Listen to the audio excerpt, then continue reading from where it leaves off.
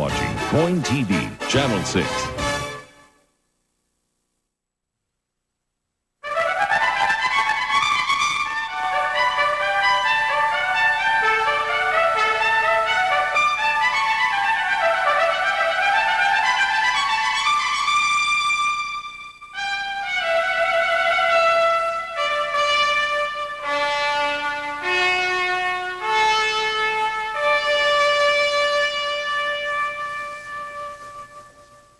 Good morning. I'm Harry Smith, and this is Sunday Morning. Charles Osgood is off. There is a sound people in parts of the heartland of this country have not heard in too long a time, and they would dearly love to hear it. The sound is the strong, steady patter of rain beating on their rooftops and falling on their parched fields. There has been a change in the weather. It is beginning to seem. Our cover story this morning will be reported by Jerry Bowen. It's being called the worst drought to hit the Southwest since the Dust Bowl days of the 1930s. And farmers and ranchers alike in Kansas, Oklahoma, and Texas are struggling to survive. The extreme weather did not come as a complete surprise, however, to scientists trying to determine if the Earth's climate is changing. To them, the drought of '96 is one more piece of evidence that something is going on. They can't forecast it, they just expect it. The drought story, later this Sunday morning. With Bill Geist, we will take a bit of a Sunday drive out there in California to visit some shrines of American culture. Garish, stucco-covered, neon-lit roadside glories. A Stage of Life is a story of two young dancers on the brink of stardom, from Terrence Smith. It's spring in New York, and the ballet season is in full swing. Part of the excitement this year is being generated by two gifted young dancers with American Ballet Theater. This Sunday morning, we'll meet these two budding stars as they prepared for opening night here at the Metropolitan Opera House. Charles Osgood will introduce us to a man who has been in love with art all his long life. Indeed, E.V. Thaw so loves what he has collected that he has given most of it away so that others may see it and love it as well. With Martha Teichner, we will make Sunday morning rounds with a practitioner whose patients bark and moo and whinny when they see him. He is a country vet. John Leonard will be along in a little bit to review a large-screen version of what was a television series once upon a time. And we will talk later on with CBS News correspondent Bob Simon in Israel about the important elections coming up there in just a couple of days. First, however, here are the headlines for Sunday morning, the 26th of May. In the Florida Everglades, a salvage company has moved a 49-ton backhoe to the crash site of the ValueJet airliner, which went down 2 weeks ago. Up to now, workers have been conducting a slow, painstaking search for the remains of the victims. Company officials expect to start dredging the area in the next 4 days. A briefing on how the investigation is progressing will be held later today. The brother of suspected Unabomber Ted Kaczynski has told the New York Times about his painful decision to turn him in to authorities. David Kaczynski said that respect for human life led to his decision. He would not tell the Times, however, whether he thinks his brother is guilty. In advance of Wednesday's elections, Israel is tightening its borders. Shipments of goods in and out of both the West Bank and Gaza Strip have been stopped. Almost all Palestinians have been barred from entering Israel. Officials say they've received constant warnings of a new attack by Islamic militants hoping to affect the outcome of this week's vote. A look at sports and at the weather and a milepost by which to remember the week when Sunday morning returns.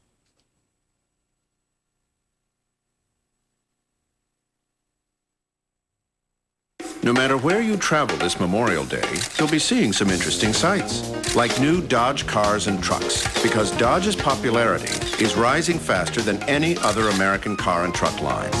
And now with $1,000 cash back or more, or 1.9% financing on select Dodge cars, the demand for new Dodges is sure to increase even more. So hurry to the Dodge Memorial Day event and get the whole picture. See your local Northwest Dodge dealer today. Motorhomes, motorhomes, motorhomes. Guarantee in Junction City, the nation's #1 motorhome dealer, has over 1,000 total units in stock. So out they go during the spring clearance sale. There's Monaco's, Country Coach, and Safaris, all made in the Junction City area. Fleetwood's Bounders, Pacer and Jamborees, Winnebago's Pride and Joy, the Itasca model, the Airstreams, and the Residency models, and many more. With hundreds of pre-owned trade-ins, too. Swap in anything, and there's always the finance during the spring clearance sale. On now, add Guarantee in Junction City. How can a tiny grass seed like this grow into one of Oregon's most important industries? Well, just look around. It's been used in hundreds of applications. It's created thousands of jobs. And sold worldwide, it brings millions of dollars to Oregon's economy. Hundreds and thousands and millions. Impressive numbers for something so small that grows into something so beautiful. Oregon grass seed farmers, growing for the world. I don't blame you for being turned off by politics. During the last campaign, there were times I hardly recognized myself. So why am I running again? It all comes down to the future of our families. Like most of you, I have a terrific family, a wonderful wife, and 3 great kids in Oregon public schools. To build better lives for them, we need a lot more Oregon common sense in Washington. In the coming weeks, listen to my ideas for the future and get to know the Gordon Smith you didn't get to know before. The Chicago Bulls beat the Orlando Magic in the NBA playoffs yesterday. One more win for Chicago and poof, the Magic will be gone. Here's a few of the reasons the Bulls won. Watch Michael Jordan strip the ball away from Anthony Hardaway, then do what only Michael Jordan can do. Then watch Scottie Pippen score from three-point range.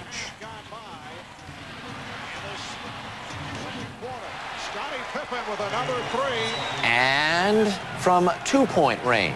Shot clock at 5. Pippen has had the hot hand.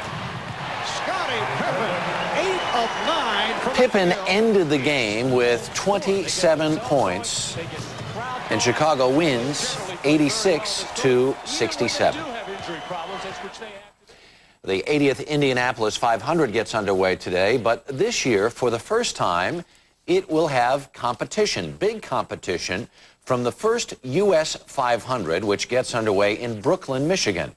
So what, you say? Well, for one thing, big-name drivers like Al Unser Jr., Bobby Rahal, and Emerson Fittipaldi will not be in Indianapolis, but in the other race, while the Indy 500 puts in a bigger lineup of rookie drivers. All this happened because the big-name car owners and drivers wanted new rules to slow down their cars, some for safety reasons. The Indy 500 people didn't go along with those changes, and so the big names went to Michigan. The weather won't be cooperating much this Memorial Day weekend. Temperatures will be in the chilly 40s and 50s around the Central Rockies and Great Plains. They'll be in the 50s and low 60s from the Midwest to the Northeast.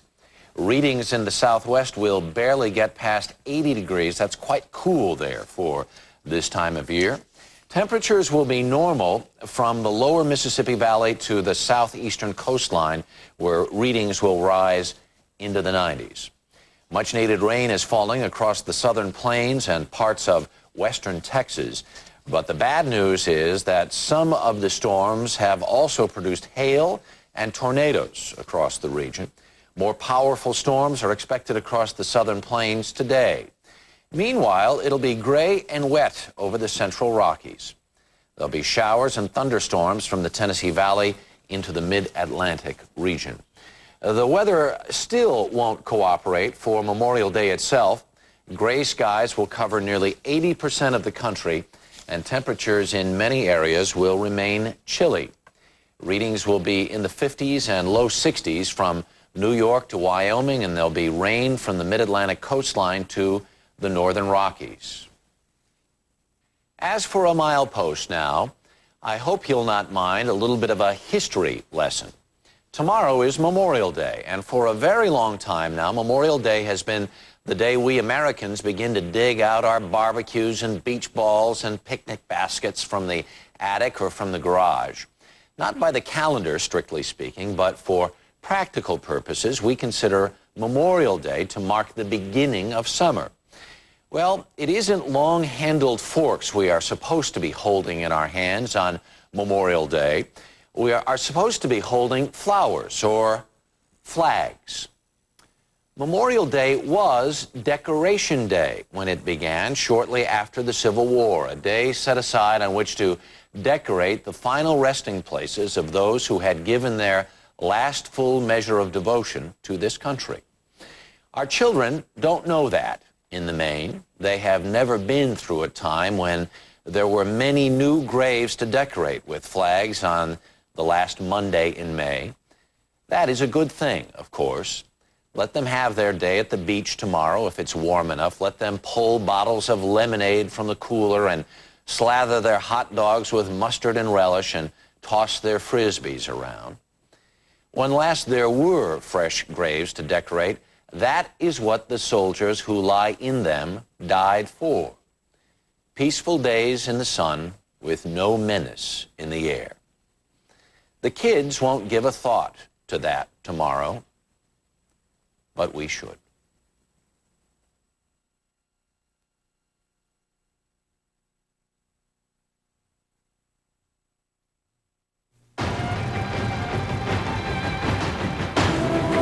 In Asia, in Europe, the Americas, and throughout the world, the same set of principles guides all our actions. And while we have as clients more countries, companies, and individuals, we don't judge ourselves by this fact alone, but how we live up to our principles. We think that makes a difference. The difference is Merrill Lynch. I can definitely connect my love of nature with the work that I've done. This is a polyester bottle. There's 30 billion pounds of polyester plastic produced in the world each year. Most of that has to be disposed of. DuPont has developed technology that allows us to recycle endlessly. It actually unzips the molecule. This soda bottle, perhaps it will become the shirt that I'm wearing. Or videotape, curtains, film, carpeting, fabric, audio tape. It's evergreen. The cycle can continue on and on and on. A coffee house is a place where the coffee stirs the conversation, where a quiet moment fuels great thoughts, and the steamiest moments are found in a cup. Now you can make that coffee house your house. Introducing Italian Espresso Roast from Maxwell House. Brew it in your regular coffee maker for a taste that's deep, intense, not bitter. It's the first espresso roast that's good to the last drop. With Best Western's new family plan, you may get discounts to attractions like Six Flags theme parks or the zoo. Maybe coupons for food, giveaways for kids, great offers from United Artists Theaters, and thrifty car rental. Every Best Western gives you so much, and a room for the family at a special family plan rate. Maybe even a deal on a second room for the kids. Come here, come here. For family plan reservations, call 1-800-528-1234 or your travel agent. Stay at Best Western and save on admission to Six Flags theme parks. So big, so fast, so close. There was a change in the weather once before in this country, the great Dust Bowl of the 30s in the plains. Is it happening again? And what is happening elsewhere in this country, where not drought but flood or frost or uncommon heat have been the problems? As Jerry Bowen reports now in this morning's cover story, many people in many places are beginning to ask, what season is this? Rain is the life of all creation, you know it? It sure is. You haven't got that yet. Just haven't got it. Here we are with 100-degree weather in May. This is July weather for us. The way it looks, it's just going to be unreal. It's just going to be real hard to pull out of this thing. These are the worst of times in the southern plains, in the sun-baked, wind-whipped wheat fields from Texas to Kansas, where the dust devils dance.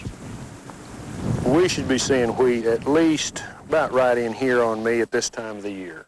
Oklahoma wheat farmer Ron Vogt. It should be thick enough that if I took my cap and threw it out on top of the heads as they stand up there, in an average to good wheat crop, that cap would sit right on the top of the heads. What's happened? What's happened to this wheat crop? Just haven't had any rain. Barely an inch of rain since last fall in Major County, Oklahoma.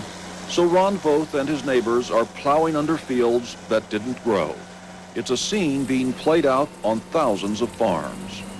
We have federal crop insurance on it, which doesn't insure the whole value of the crop. Not only are we having short crops for about the 4th year in a row in the plains areas, but we have cattle prices that are also at a 30-year low, and that's the real sticker. At the county seat in nearby Fairview this past week, one farmer said the cattle auction was more like a funeral. There wasn't no joking going around. Everybody's got the same thing to say, is they just, shake their head and just, I gave them away today. Dave Reichert and his dad, Chester, were there, selling off cattle they can't afford to feed. Everybody's in the same boat, a boat at a very dry dock. Their ponds is dry, and they're out of pasture and hay too, and that's the only way out. What were you thinking when you were at the auction? I just felt sorry for everybody. I sure did. They're taking their cattle in there and getting half price what you did a year ago. The Reicherts cut their herd by 1/3 and may have to sell more. Their pastures could pass for desert in some parts of the world. Seemed we was whipped and we couldn't feed them. And if this continues on this weather, it's going to be bad. You just can't make it if it don't rain, The year marches on. A record drought turns much of the Midwest into an American Sahara. The drought of '96 is the worst since the Dust Bowl days of the '30s. There isn't as much dust this time. Modern farming practices have changed that. But the loss is already severe. Nearly $5 billion in cattle and crop losses. In Oklahoma alone, half the wheat crop is gone. It's pretty bad this year. Oklahoma Agriculture Commissioner Dennis Howard, he estimates 10% of the state's farmers could lose their farms because it's just too dry to grow anything. That's a shame. It's just such a cycle, and it's a vicious cycle. And normally most years when wheat's down, you got cattle and cattle's up, or cattle's down, wheat's up, or hay's up, or alfalfa, or cotton, or peanuts. But now we got nothing. Nothing's working right now. That's what's killing us. This drought is just the latest extreme weather episode to hit the United States this year, not to mention all the events of 1995, or for that matter, the entire decade of the 90s. Extreme weather events which seem to suggest a fundamental change in the climate may be underway. Just call the Big Apple the Baked Apple as we get hit with a summertime swelter in spring. Good evening, everyone. From this snow past in week, a April to record heat wave scorches hit in New May. York, while snow fell in the mountains just outside Los Angeles. Unusual weather, but nothing like the extreme weather events the scientists are musing over. We think that something is happening because we keep having a collection of these events. NASA scientist William Rosso, part of a New York research team analyzing global climate. There have been reported high temperatures, low temperatures, extreme floods, droughts going on now for the last 10 or 20 years. The record snows of last winter in the Northeast. The deadly heat wave of last summer in the Midwest. The hurricane season of '95. With storms more frequent and intense than in nearly half a century. The floods of '93. Extreme weather events which seem to be part of a global pattern. Keep passing them over. A predictable pattern, theorized scientists who believe violent weather swings may be one more signal of global warming. The warmer the planet, the more violent the weather. We're trying to decide whether we believe what the model predicts. But some of the events that have been occurring, like more extreme precipitation, drought events, warming at higher latitudes, seem to resemble some of what our models say. I think I'm suspicious that something is happening, but I'm not certain yet. These are some of the parameters we're looking for: ice extent, ice thickness. Gunter Weller is also suspicious. Sea ice as an indicator of climate change shows us that the climate has warmed up Weller at the University of Alaska in Fairbanks has been conducting extensive satellite surveys of the ice cover on the oceans off Alaska's coast. We see, for example, that the ice cover in the Arctic Ocean has diminished, as the climate warms up. And we have seen that particularly in some regions like the Bering Sea, where over the last few decades, the ice cover has been reduced by something like 5%. Temperature records show the Earth is warmer than it was a century ago. Even Alaska is melting. The permafrost isn't as permanently frozen as it used to be. But the question is whether the warming is part of a natural cycle with cooling to follow, or a signal of a profound climate change. This is predicting a general increase of temperature. And if it is a real change, how much is natural? How much man-made? The result of carbon dioxide heating up the atmosphere, the greenhouse effect.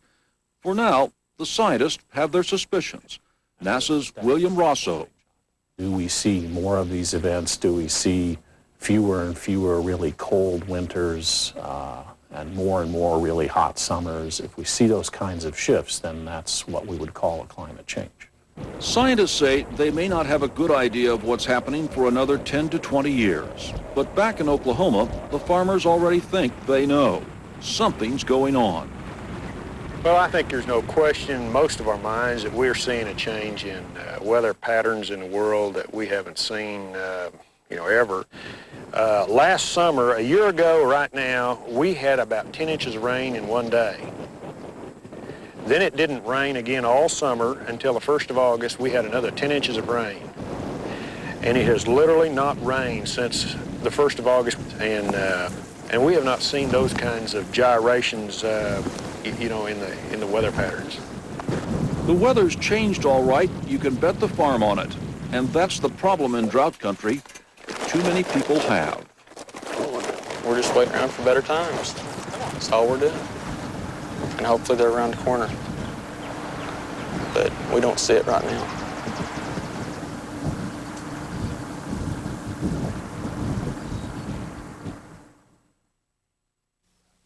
Are you looking for outstanding value? That's what it takes for a car to be a Consumer's Digest Best Buy.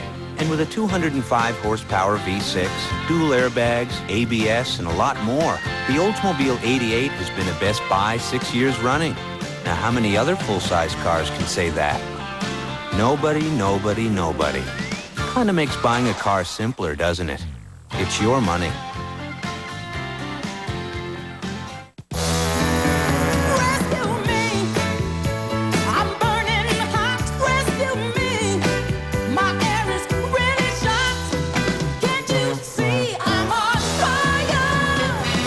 Call a day and night dealer to the rescue and get the quiet 2-Speed Plus air conditioner.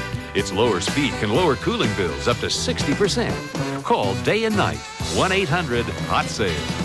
Call day and night and rescue me. Most people know us as the inventors of a wonder drug, but we also help make fabrics stronger, homes more energy efficient, animals healthier. And we're helping to lead the way in biotech research. So much good we can do for each other. Oh, what a world it can be. Bayer. In healthcare, chemicals, and imaging technologies, we cure more headaches than you think.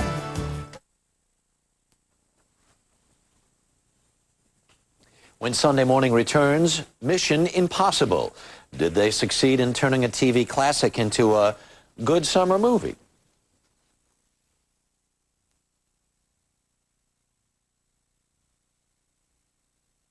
Visit our nation's capital and check out the action on the Hill. Meet the driving forces and find out who's been puttering around. The Kemper Open today on CBS. It's a spring classic. College baseball's big hitters battle for the national championship. The NCAA College World Series first round next Saturday on CBS. A radical procedure to save an unborn child becomes a controversy that could divide Chicago Hope. There are tough choices to be made. One of television's best, Chicago Hope, CBS Monday. You're on CBS. Hi, I'm Dennis from Dennis the 70s Nursery. For our 40th anniversary, we're just rolling along. JB Instant Lawn. It's as easy as 1, 2, 3. On sale through July 4th, sod, 500 square feet like this front yard, just $120 or 24 cents a square foot. And with every sod order, you get a free box of Webfoot Turf Start. And to maintain this beautiful JB Instant Lawn, use Webfoot Turf Start and Turf Treat, just $9.97. The best is now on sale at Dennis's 7Ds. Egyptians buried their pharaohs in monumental tombs. The Chinese used firecrackers to frighten away evil spirits.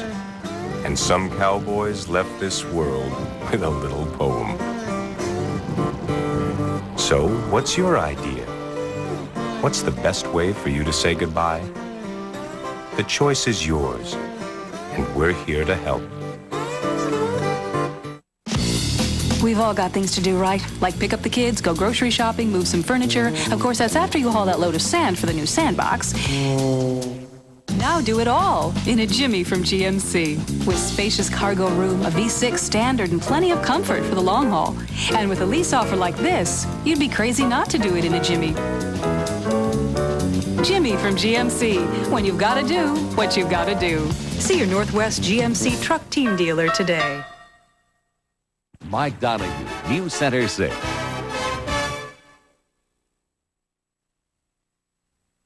It's Sunday morning on CBS, and here again is Harry Smith. John Leonard is here to talk about a movie that used to be a TV series, and it seems like everyone in America, even if they're not conscious of it, is subconsciously humming, Good morning. Good morning, Harry. It's only a summer movie, and it does what a summer movie is supposed to do, which is jab us in the eye, thump us on the head, bang on our ears like bongos, and kill a lot of people we don't care about. So I'm not making a federal case out of Mission Impossible. The $64 million Tom Cruise, Brian De Palma action comic that opened this week to more hype than The Second Coming. I just wish I could show you clips from the original late 60s CBS TV series. On television, they were just as much in love with Gee Whiz toys as they are in this loud movie. But they were also obsessive about meticulous preparation and split-second teamwork. Each week, it was a different sting, almost always at the expense of a small foreign country with sex-crazed communists in charge. So Peter Graves was fatherly, Peter Lupus was muscle-bound, Martin Landau put on a rubber mask, Greg Morris fused his circuits, and Barbara Bain vamped. But there's some sort of embargo on the TV program, maybe not to embarrass the movie. And what I'm allowed to show you of the movie is nothing more than a music video commercial, so full of postmodern signifiers as to suggest an amniotic symbiosis of Lalo Schifrin and Sigmund Freud in dreamy utero.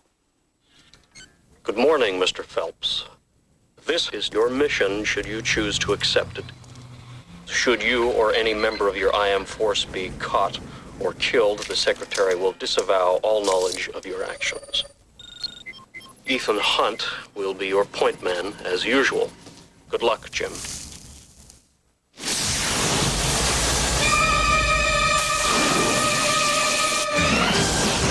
Simple game. Is he serious? Always. It's much worse than you think. We're being ambushed. Abort, that's an order.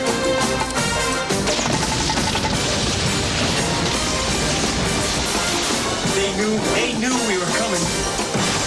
Do you read me? I don't care how he did it. I want to know why he did it. You're worried about me. Why you survived? I'm sure we can find something I have that you need. No one said me. These guys are trained to be ghosts.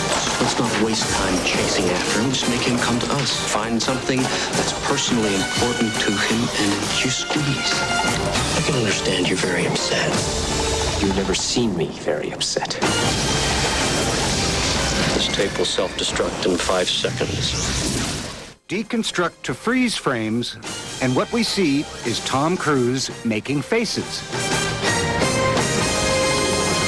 Why? Which he does a lot of, because this Mission Impossible is Tom alone against the world, in Prague, in London, and in Langley, with a chewing gum bomb, a laptop computer, a whirlybird, some laser light, and the Book of Job in the Holy Bible. It seems that not only are all of his friends dead because of a money-grubbing mole at the highest level of American intelligence, but his mother has been arrested for drug dealing. While Tom makes faces, he was at least supposed to get some sex, although not from Vanessa Redgrave. But they cut this clinch to speed us to the slam bang, for which director De Palma, having already borrowed from Jules Dassin and Top Copy, improves on Hitchcock, playing with trains. Prague looks lovely, so does Redgrave. If there is a message, instead of teamwork, it's trust nobody. And that's the pop culture weather report this morning. All toys, no sex. All velocity, no coherence. All masks, no brains.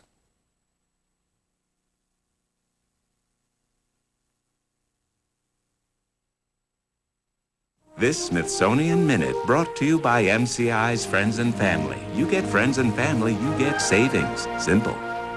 Clark Gable was very proud of his real-life role during World War II. This was Clark Gable's captain's uniform.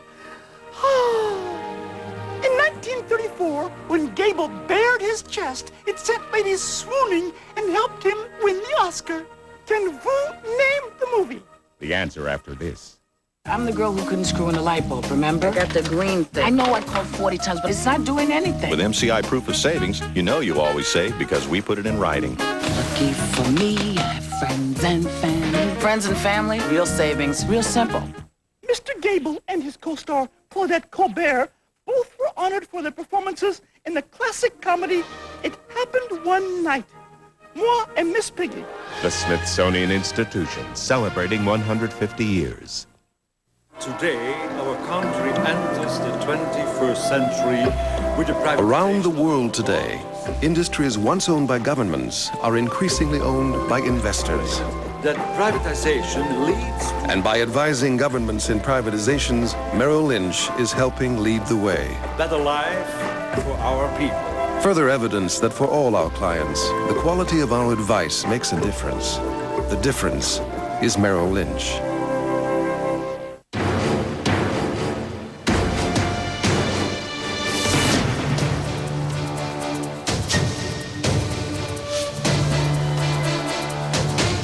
Introducing the Acura RL, the new flagship from Acura. It's built on the idea that luxury doesn't have to be boring, an idea that we thought might appeal to some of you.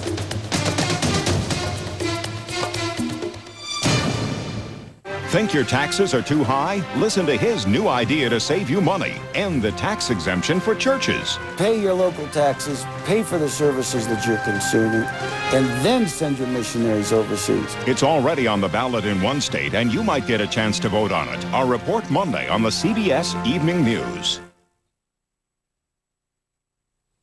True or false? Collectors spend their evenings locked up with the wonderful treasures they have accumulated the way dragons sleep on their gold. True for some collectors, we suppose, but decidedly not true for the man Charles Osgood would like us all to meet. He loves art much too much to keep it to himself.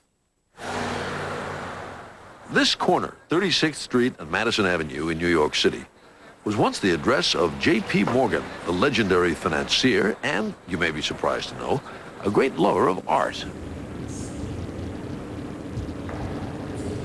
He built this little place,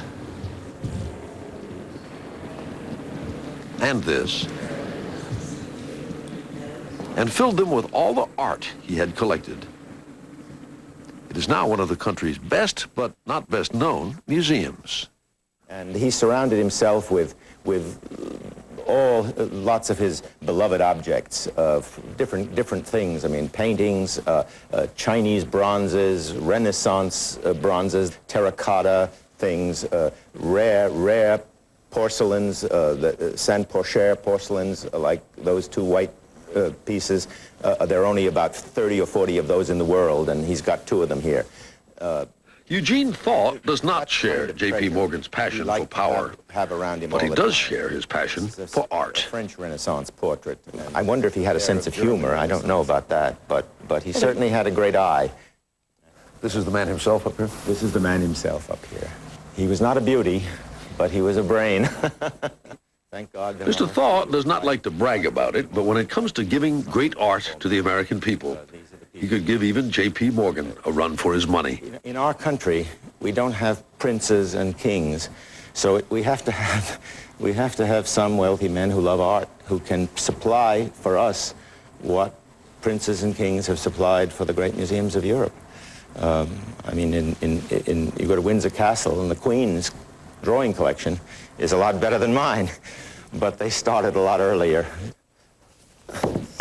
This is Maria Teresa, the mistress of Picasso. Last year, E.V. Thaw gave to the Pierpont Morgan Library and to all of us a princely gift, one of the most extraordinary private collections of master drawings in the world. Drawings by Rembrandt and Rubens and Matisse and, of course, Cézanne. This is one of my treasures. Somebody always asks me what would I grab if the building were burning. I would grab this. This is a late Cézanne watercolor. In his most mature style, these are pears or apples of the mind. And modern art, Matisse, Picasso, the Fauves, the Cubists, all say they derive from Cézanne. Yeah, it's my favorite place. E.V. Thaw was not born to wealth. His mother was a school teacher in New York City. His father fixed oil burners for a living. But early on, young Gene Thaw knew he would live by and for art. He collected drawings for the love of it. At first, he paid for them on the installment plan.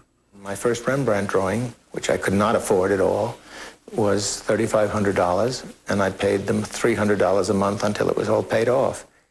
Here's a drawing by Rembrandt of two, they call mummers or comedians on horseback.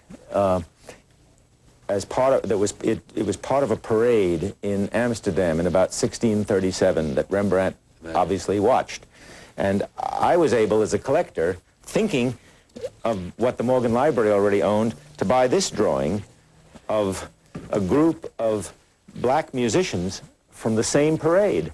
This one goes together with that. It's a little ensemble of Rembrandt's early parade work. Yeah. If anybody used to be able to put a value on this collection, it would be you. Have you ever thought about what the price tag might be if as a collection, if some... I would be inhuman if I hadn't thought of it. But on the other hand, I don't like to talk about that because it seems to be that the public cannot get interested in something unless there's a big number attached to it. Let's leave the fact that these things are very valuable if they were going to be sold, but since they're never going to be sold, it's immaterial as to what they're worth. Having invested as much of yourself into putting this collection together, aren't you going to miss it terribly, having given it away? I remember it. It's all up here. It's all in my head. And by the way, now I live in the Southwest. I live in Santa Fe, New Mexico, where the light is too strong for drawings, and so I collect something else down there. The something else Eugene Thaw turned his collector's eye and passion to in Santa Fe was Native American art. For 9 years, he and his wife Claire searched the world for great works by artists of Indian cultures.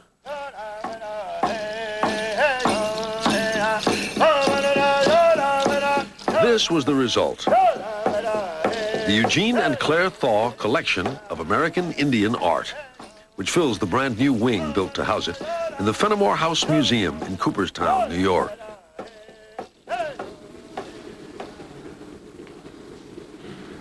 There are Navajo blankets and Kachina dolls made by the Hopi and Zuni of the Southwest. This painted horsehide tells of great battles between the Lakota and the Crow, created more than 100 years ago by warriors of the Lakota tribe. There are extraordinary masks carved by the Tlingit and the Haida of the Northwest. My favorite area is the Northwest coast, the coast of British Columbia and the U.S. leading up to Alaska, where the cultures produce carving that are of such a high order of craftsmanship that art really is comparable to almost any great art, Egyptian or Greek and Roman or whatever.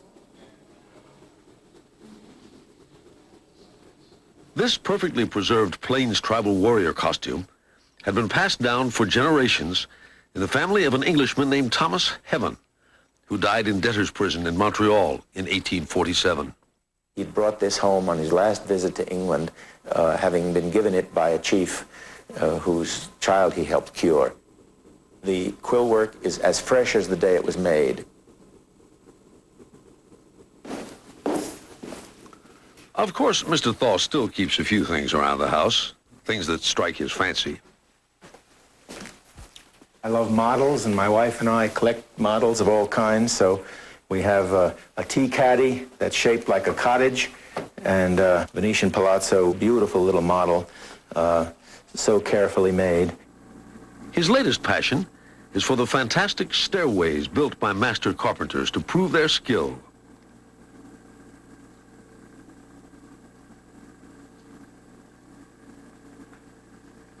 The first masterpieces. Maybe he'll fill a museum with them someday.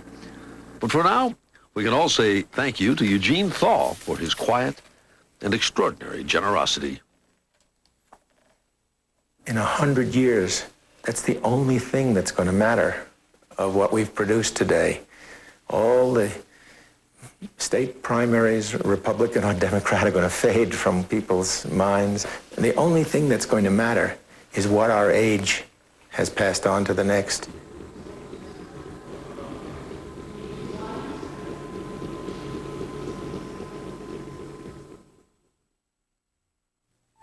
The wish for a baby is a special one. A dream that enters your heart. Do cars really sell for less in Vancouver? The Vancouver auto dealers believe it, and more than a few of you do, too. People are buying in record numbers, taking advantage of the big savings available in Vancouver every single day.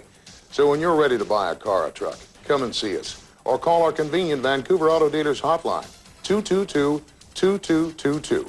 See if we can save you some money. See if you don't believe, like we do, that cars simply sell for less In Vancouver. Check it out. Investing isn't a hobby. It's not something you dabble in. It takes resources most people haven't got and time they can't commit. Put dedicated financial consultants on the case. Get their opinions, run ideas past them. Pick their brains. Work with them to develop an investment strategy.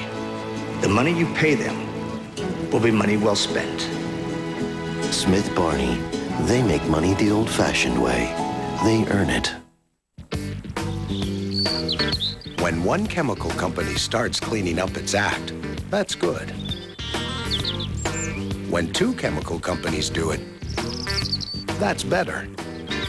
And when 200 companies get together, they can make a real difference.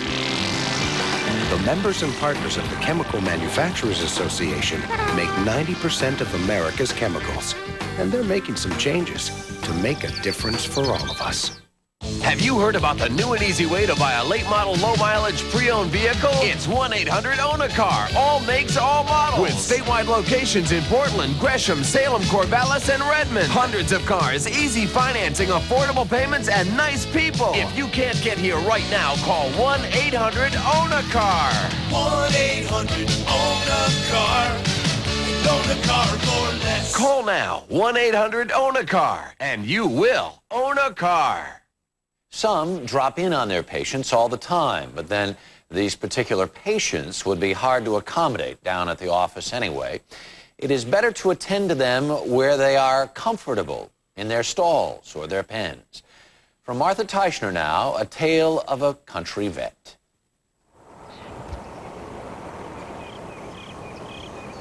I'm a veterinarian, and I consider it an honor to be entrusted with the health care of animals.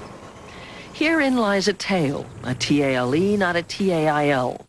Dr. John McCormick's tale of 35 years as a country vet. I enjoy most everything about my job except the name. Get off my foot. I've been called the veneer, the veteran, the veterinary, Vanadium, Vendetta. Don't do that! Even the Vatican. He's often called at the crack of dawn, in the middle of the night, on Sundays and holidays. Come on, Lucky, let's but he's never been called unwelcome. Hey, Lucky, you doing good, boy. On a farm, a smile and a story are like good credit. That's right. You doing all right? Need to get a halter out the back. It's the cows he's come to see, but they're the only ones who won't enjoy the visit. Okay. All right. How's she look? This is part of the management things of cattle that has to be done. They have to have their horns removed sometimes because they're mean. And they'll use their horns as a weapon on other cattle. You like cattle? Oh, I love cattle. I love cattle. You know why? Because they're honest. Like farmers, they're honest. If you stick them with a needle, they kick you. You know where you stand there at all times. So you stand back? Yeah, right. In his book, Dr. John, as everybody seems to call him, documents a good deal of sitting as well. Do country vets ever go away hungry? I've never known one to. If they do this, it's their own fault. Not 2 hours after chicken mole at the Hillsman farm, Like brownies. Ted and Patsy Hughes have brownies. I can judge a good brownie, yeah. I'll tell you, Dr. John, a good brownie is one that's in reach. But brownies are not what brought Dr. John to the Hughes farm. Tell him, that's what you charging him this big money for. I like being on the farm. I actually wanted to be a farmer. I didn't have enough nerve to try, I suppose. And remember, I had been invited there by the farmer. He wants me there. And I respect what they're trying to do with their livestock, and I just love it. And if you want to look at that heifer, she's out here somewhere. She keeps getting up and moving around. She's on her own. The country vet and the family farmer. They are partners in a way of life as fragile and endangered as a sick heifer that Ted Hughes has been trying to save. There's no telling how much muscle damage she has from being down as long as she was. What we're doing now is... These days, as a professor of veterinary medicine at the University of Georgia, Dr. John is likely to have a couple of students along as he makes his rounds. Right, if y'all want to look at it. Okay, there's the next farm. After 3.5 decades of visiting farms, there's something about him like the rural circuit riders of another era. What he does is as simple and old-fashioned as new life. Well, it sounds all right. Art sounds normal. This is a mascot. You let to keep him as a mascot. Be ashamed to sell this cat. You can see his tail just switching back and forth like a lamb. Mm-hmm. It's darling, that tail. The stories of Dr. John's first year in practice are what his book, Fields and Pastures New, is about. Names changed, of course. How y'all doing? Good to see you, buddy. Oh, your book. Read it over and over and over. It was 1963 and the McCormicks were young, and Butler, Alabama had never had a licensed vet. We want to go in. There's the courthouse. Only hints of the kind of place it was then remain. An old South backwoods kind of place where self-taught quacks treated hollow tail and hardware disease in cattle. You where you used to castrate? Would be out. When you started pulling the cord, I told you, I said, man, you're going to kill my cat. When Dr. John and his wife Jan went back for a book signing, the big topic was who everybody was in the book. I found out who Lugger was. I would call James, and I'd say, James, we need to get your cows wormed. I got a new worm medicine. James Clark recognized himself. You know, I'd go up to James Clark, and he'd say, Doc, I got this old cow with a holler tail. I've already split her tail and put salt and pepper in it. And I obviously couldn't say, James, you're an idiot. You know? It didn't seem funny till later. Poor fool, country me, I would not say. And he'd say, how much is it? I said, I don't know, I'll just bill you. Time changes everything. When Dr. John started out, a country vet had to earn the right to treat a farmer's cow. Now he wonders whether any of his students will even want to work with farm animals. See why so many vets become small animal practitioners? But he'd like them to learn this lesson. I try to teach students, I think, the service aspect of this profession because we are a service profession. We need to know how to be sincere with people and compassionate with their animals. And I think that's really the most important thing that as a practitioner I try to teach them. John McCormick thinks he'd like to retire in a year or so, work part-time, write another book. He says it's not the cows he'll miss, it's the people. You ask a farmer what he thinks, and he's going to tell you. And you tell him what's wrong with your cow, and if he don't agree with you, he'll tell you. But I like that. I like the honesty of it.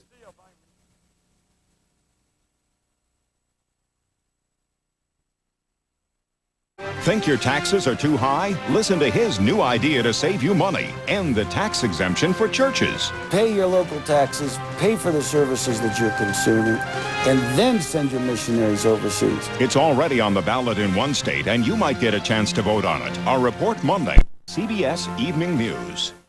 You're on CBS. If you're looking for a new car, now's a great time to check out Buick's lineup. Because right now during Buick's Go for the Green, you'll get $1,000 cash back when you go for a brand new 96 Skylark or Regal, $1,500 cash back on the Classic Century. Numbers don't lie. Or choose super low 4.8% financing. Low payment leases on these luxury Buicks. But hurry, Buick's Go for the Green savings ends June 1st. The 70s Nursery. For our 40th anniversary, we're just rolling the lawn. JB Instant Lawn. It's as easy as 1, 2, 3. On sale through July 4th, sod, 500 square feet like this front yard, just $120 or 24 cents a square foot. And with every sod order, you get a free box of Webfoot Turf Start.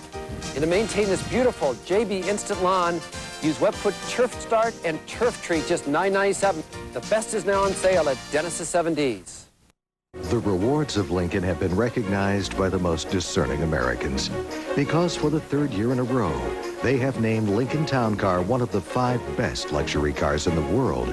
Now, you can drive one of the world's finest luxury cars for just $32,580 after customer cash. This special cash back on Lincoln Town Car is exclusive to the Pacific Northwest, which means there has never been a more rewarding time to visit your Lincoln dealer. News Center 6.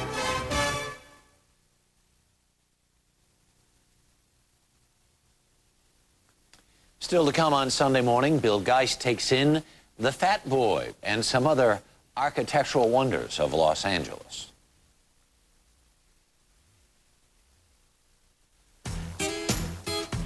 Computers in Silicon Valley have a model number on them, and that's it. At Gateway 2000, our custom-built computers are treated a little differently. That's because every system we build has a name attached. Connie Kramer, Connie from New Jersey. This is your computer, and it's on television. Gateway computers feature the Intel Pentium processor. And the only way to get them is to call 1-800-GATEWAY. You get a friend in the business, give us a call. In a Saab 9000 Aero with 225 turbocharged horses, you could have serious fun. You could feel the rush of torque. And when Automobile Magazine says you must drive this car, you could admire their keen grasp of the obvious. The Saab 9000 Aero. Find your own road. Saab.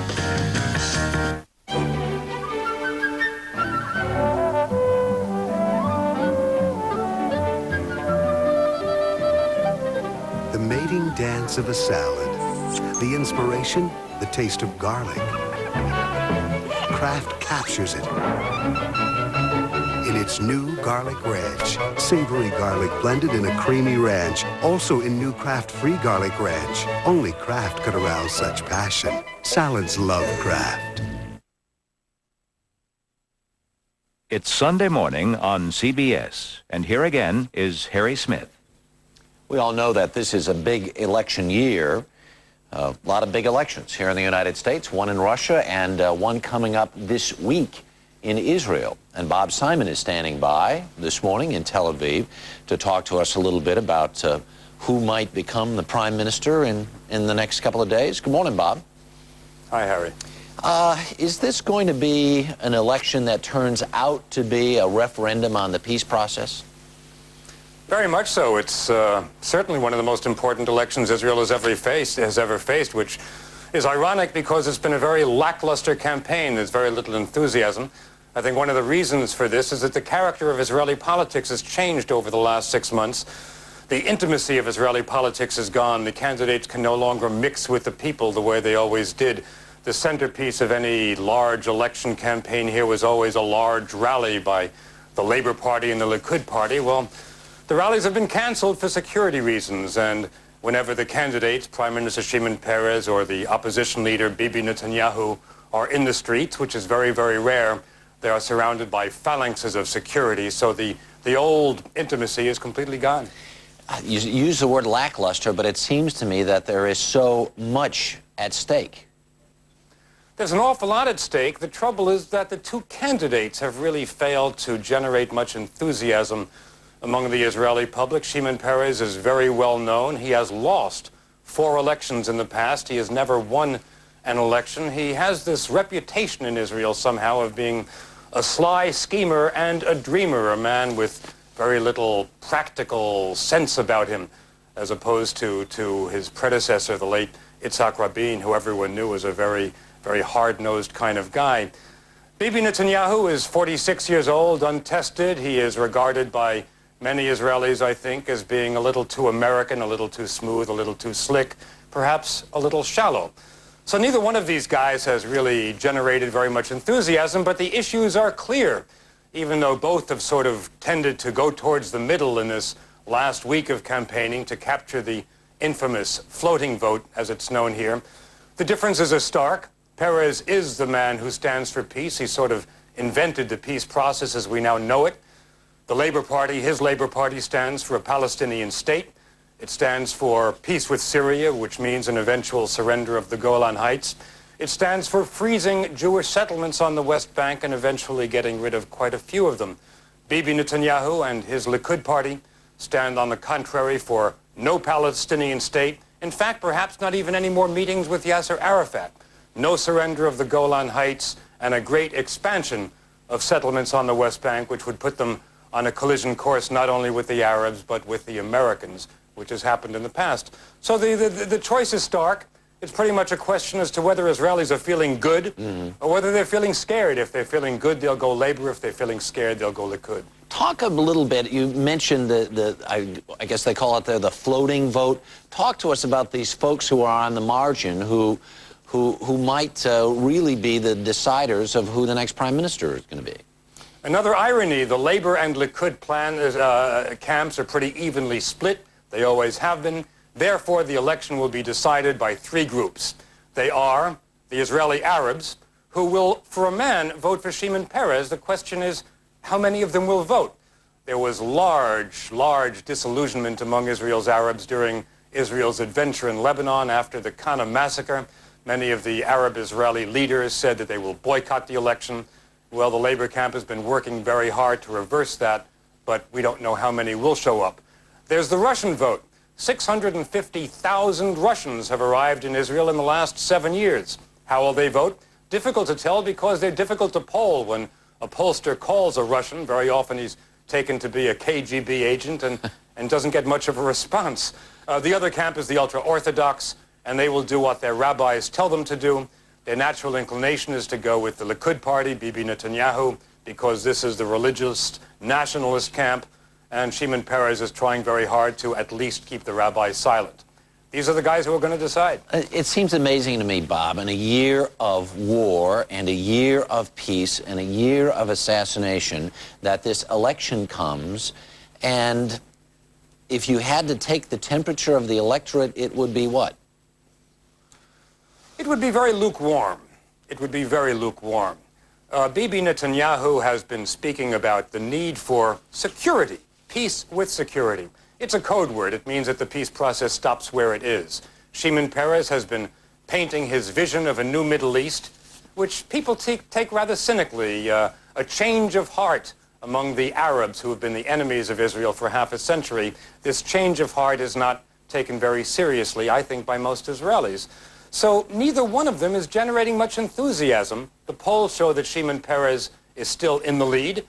And ironically, the deciding vote will probably be cast by the most extreme fringe group of all, that is the Islamic fundamentalists of Hamas or Hezbollah. Everyone has been waiting for the last 2 weeks for what is called the big bomb. It is assumed that Hamas wants to blow up a bomb, a bus stop, in the days preceding the election. If they manage to do so, it will certainly help Bibi Netanyahu and his appeal for security. So far, very little has happened, and everyone's really holding their breath. And in the few seconds we have left, I guess seems to some Israelis, at least anyway, that President Clinton is running there too. It's difficult to remember any time that an American president has been so deeply involved in an Israeli campaign. Clinton's for Perez. He's made it clear. If Perez goes, the American-sponsored peace plan goes, and it certainly wouldn't look good in November for President Clinton. Bob Simon will be watching you very closely, and Israel this week as well. Thank you so much. From Ed Bradley now, word on some of the stories 60 Minutes has prepared for this evening. Tonight, 60 Minutes looks at the families of the victims of the ValueJet plane crash. Are they going to get the same runaround other families got in other plane crashes? Also, a jailbird who became a warden. And if the military question of the week is, can you wear a medal you didn't earn? How about a soldier who earned a medal and wasn't allowed to wear it? As for us, we will meet two young ballet dancers who appear to be on the brink of stardom. But first, with Bill Geist, we will drive through a donut when Sunday Morning continues.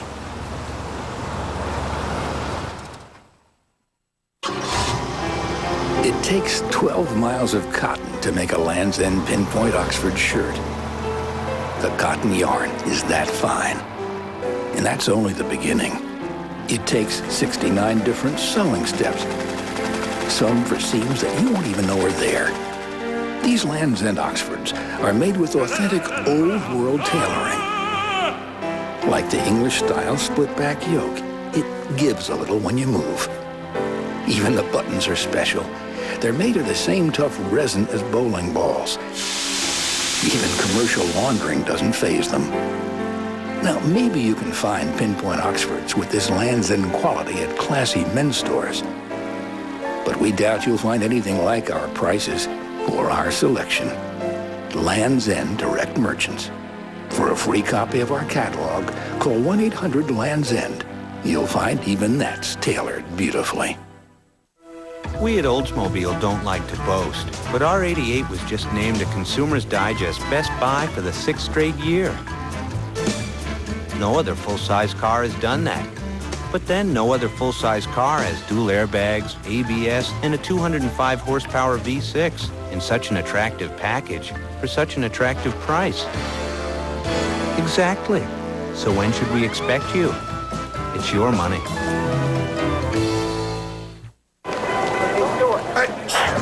Over the last 150 years, all kinds of companies that said they'd be there when you needed them didn't stand up to their promises. That's life. Our policy of thoughtful, prudent investing has kept us, well, a pillar of strength for the last 150 years. That's New York Life, the company you keep. Roadside glories now. In other countries of the world, the tourist in a car can see great monuments rising up at a distance. Castles, cathedrals, walled cities, spires and arches, and turrets of old. Never mind, we have our monuments too, also visible from afar.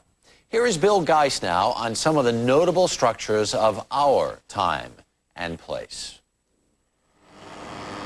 In the pantheon of architectural landmarks stand the Colosseum in Rome, Buckingham Palace in London, the Empire State Building in New York, and in Los Angeles, Bob's Big Boy.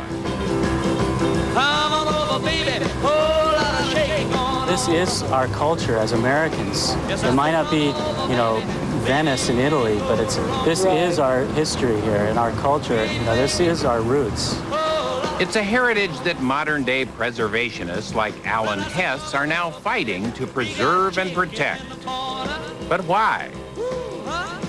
These simple coffee shops and drive-ins are just as important to understanding how people lived in the late 20th century as the palaces of Paris from the 17th century, or the temples of Greece 2,000 years ago. Much has already been lost. But Alan Hess and other preservationists are beginning to make a few saves, like the oldest remaining McDonald's in California. I nominated it for the National Register of Historic Places. At the time, this was the early 80s, that was considered kind of the ultimate absurdist joke in historic preservation. Times have changed, though, and there's more of a climate today of recognizing that a building like that simple little building with the 2 golden arches and the red and white tile and the neon Speedy expressed something about the way people lived. When I was growing up, a McDonald's was considered an eyesore, a blight on the landscape, spreading like a virus. But I suppose if a glass box like this can be an architectural landmark, and it is, why not a hamburger hut? Wake up, little Susie, wake up.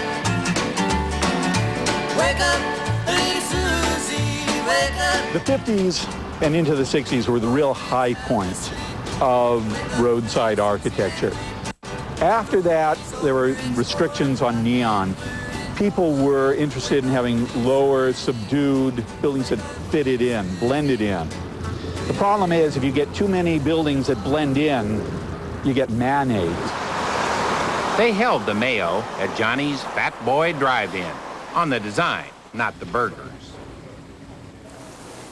I don't think any new place opening today would be called Fat Boy. No. Everything is low-fat, light, and all that. It's definitely a 50s expression. A very large burger and a very plump boy. Yeah. Johnny's Fat Boy. Well, that's where you want to go, where people were all fed. Emporium.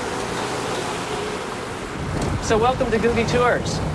The name actually comes from a coffee shop that was at the corner of Crescent Heights and Sunset.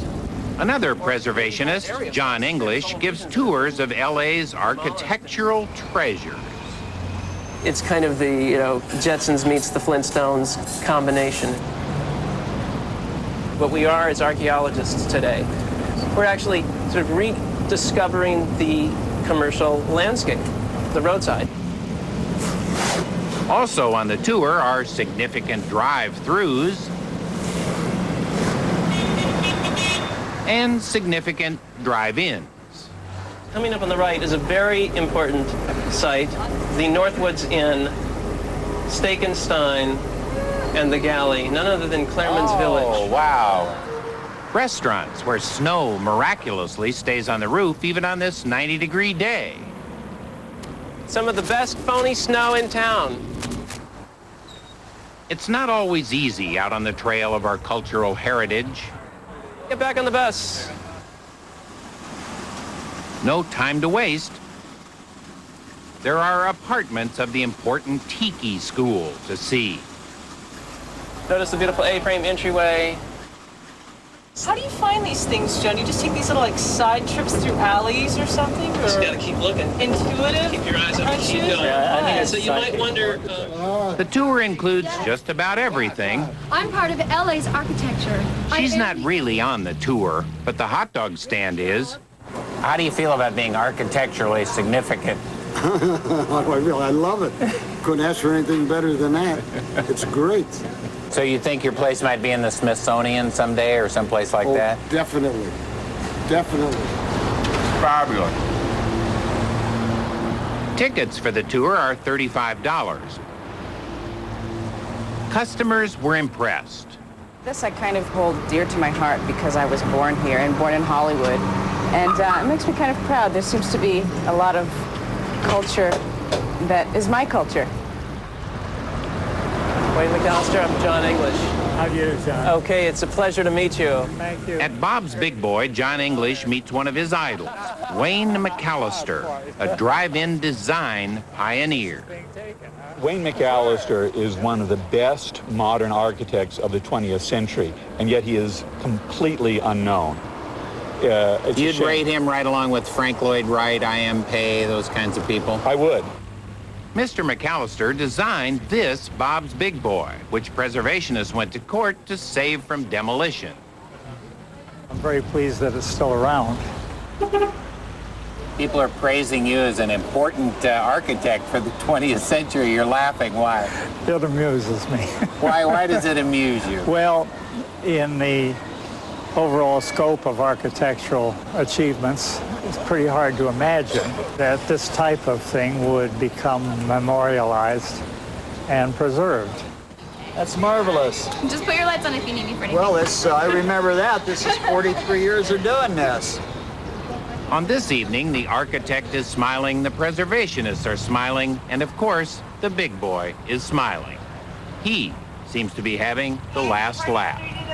Andy, party of three.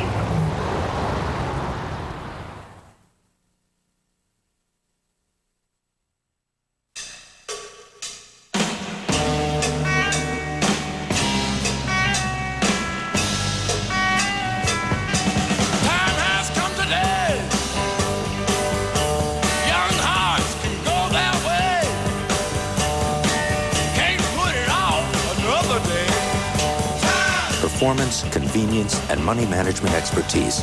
Isn't it time you had Fidelity Investments working for you? On the Rue de Chaison, a minivan meets up with some adventurous souls.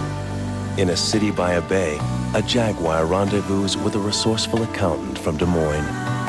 We're in a simple business here at Budget Car and Truck Rental. It's about joining the right vehicles together with the right individuals all over the world. And when you see people as individuals, it makes a big difference in the way you treat them. Budget, all the difference in the world. My last cigarette was 11:52 last night. First piece of Nicorette was about 30 seconds after I woke up. I don't know how I feel yet. I'm still not smoking. 7 days. Nicorette takes just enough of the edge off the need. I still want to light up, but I don't have to. I don't have to. If you want to stop smoking, Nicorette gum can increase your chance of success by helping control your cravings. And now it's available without a prescription. You can do it. Nicorette can help. You may be taking chances if you don't take a calcium supplement. And it could take 20 years or more to find out you needed one. By then, it may be too late. So which one should you take? Oscal.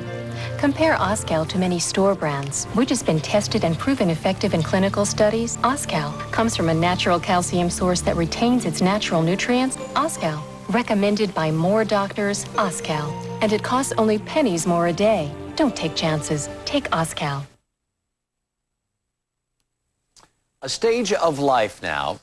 Imagine settling into your seat at the ballet in another age of the world, expecting nothing more than a pleasant evening. And then imagine being stunned by someone of whom you have never heard. You look down in the dark at your program and you find the name. You think, I better keep an eye out for this Nijinsky fellow or whoever he is. It does happen that way, you know. The greatest stars must appear somewhere for the first time. Indeed, Terrence Smith has found two young dancers just starting to shine.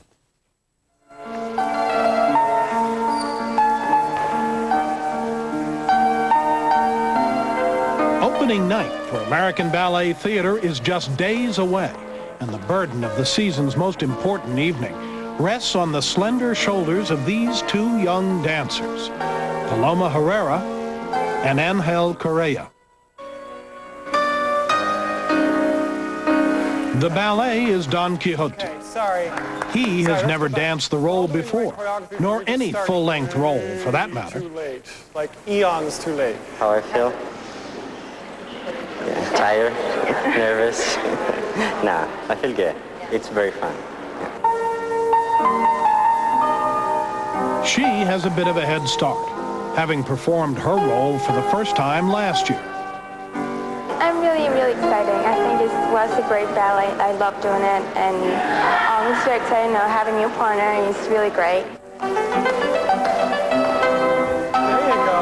21-year-old Paloma and 20-year-old Angel are two of the most promising talents to come on the ballet scene in years.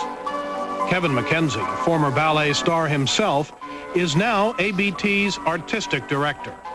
He knows a ballet company's health, artistic and financial, depends on star power. He thinks these two are ready to shine. So what I want to see is the finish of from here, that we're going around, and it's the two of us are going. They're hungry to solve. They want perfection. They're going for perfection, and in doing it, they both take risks. There's nothing quite like watching someone fearless.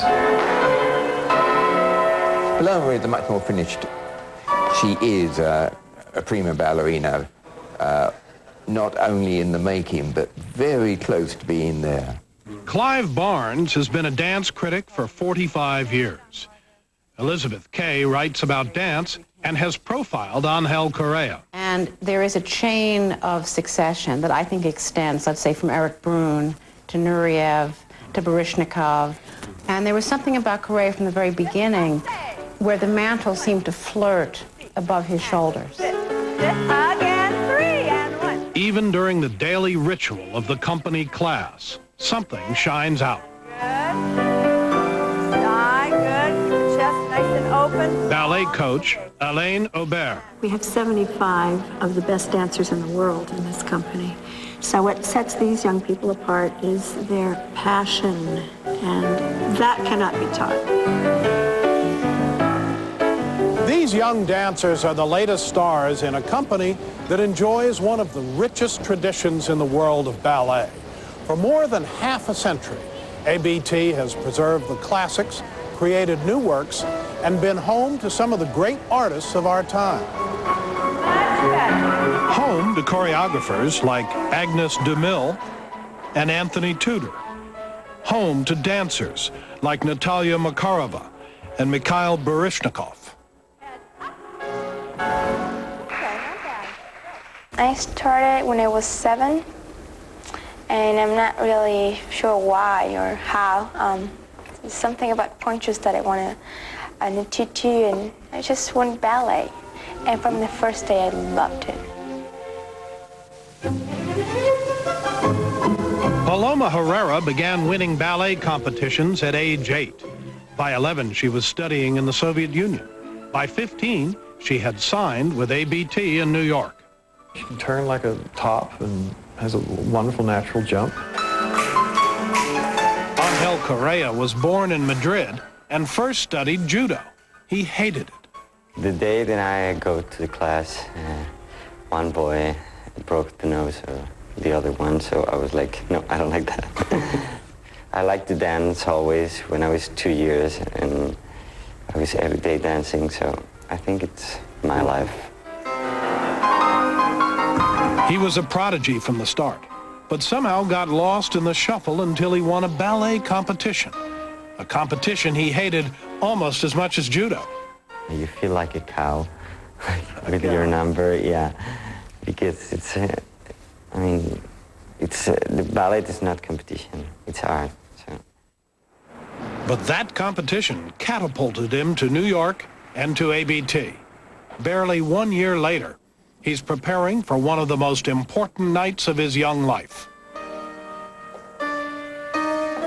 In Don Quixote, Paloma plays Kitri, who's in love with Basilio.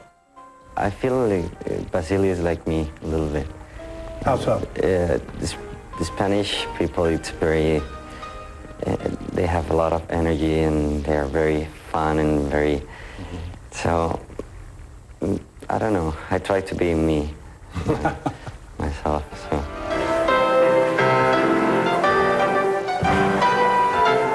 Control your energy. He kind of eliminates the middleman. He reaches right out to whomever is watching. And that's a star. Dance writer Elizabeth Kay.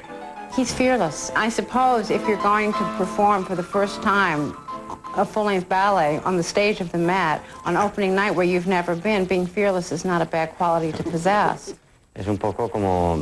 But fearless is not a word Angel uses either in Spanish or English. Performing, he says, is like floating above the audience, reaching into the heart of each person. You don't feel your body. You only feel your spirit, and you don't feel the floor. So You work really hard in class and rehearsal, so when you go on the stage, you don't have to worry about it. You just have to be so natural that you don't have to think about anything. It's just you can just enjoy being on the stage. Finally, opening night is just hours away. Will Kevin McKenzie's gamble pay off? Will the hype surrounding his young stars be justified? Downstairs, left.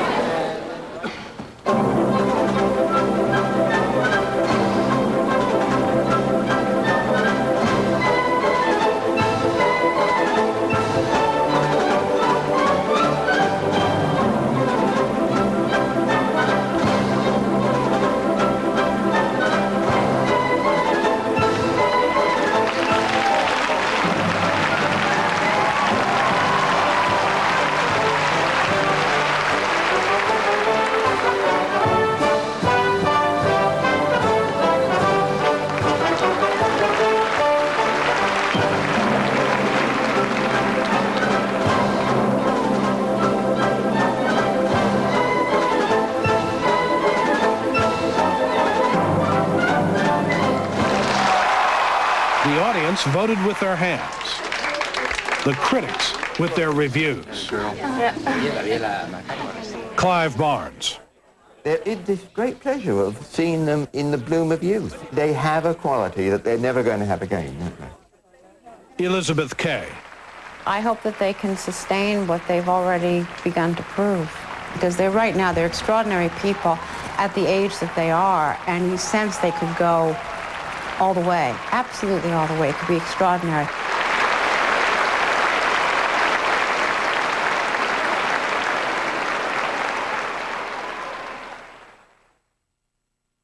Usually when we think about high tech, we think about Buck Rogers kind of stuff. Well, we are bringing technology literally down to earth in shoes, because everybody wears shoes. We're working on materials that don't wear out because people want to do better. People who play tennis and baseball, they're going to find that the shoes are lasting a lot longer. And DuPont's really the source of that technology, high tech, low tech. There's no such thing. It's technology. How you use that technology is what's really important.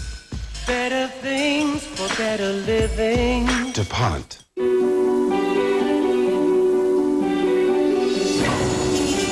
At first glance, what you'll notice are the powerful lines. But inside is where the new Acura RL truly distinguishes itself, with luxuries you can't imagine and quiet you can't believe. Introducing the Acura RL, the new flagship from Acura. He'll have his grandfather's big ears and his mother's curls. He's pre-wired for a great sense of humor. And against all odds, he's 2 days old today.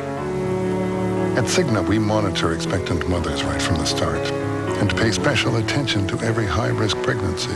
So babies like Tommy have every chance of being born healthy. Cigna, a business of caring. One of these has your name on it, and it's working its merry way to your office right now. It's yet another promise from yet another discount long-distance company of big savings over AT&T. There's just one thing missing from this envelope, the big savings. Maybe they got lost in the mail. You call this discount long distance. Here's another word for it. Have you been promised big savings? Call us for the facts. When the trumpet sounds again here next Sunday morning, Charles Osgood will spend some time with that formidable leading lady of the American theater, Elaine Stritch. We leave you this morning smack dab between Delaware and New Jersey on Pea Patch Island in the middle of the Delaware River.